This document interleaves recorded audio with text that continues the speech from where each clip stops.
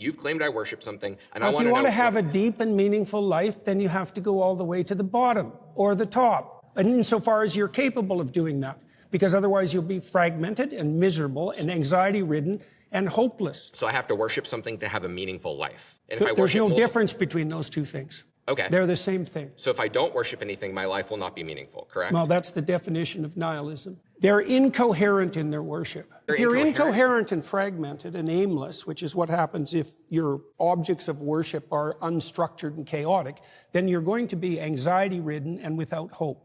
Without worship, there's no meaning. That's not religion talking, that's psychology.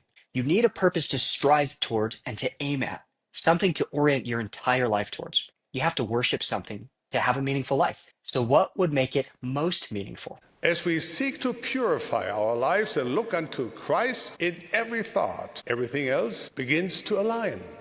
Life no longer feels like a long list of separate efforts held in tenuous balance. Over time, it all becomes one work, one joy, one holy purpose. It is the work of loving and serving God, loving and serving God's children. When we look at our lives and see 100 things to do, we feel overwhelmed. When we see one thing, loving and serving God and His children in 100 different ways, then we can work on those things with joy. This is how we offer our whole souls. If you're searching for meaning, start with the worship of the highest. Start with God.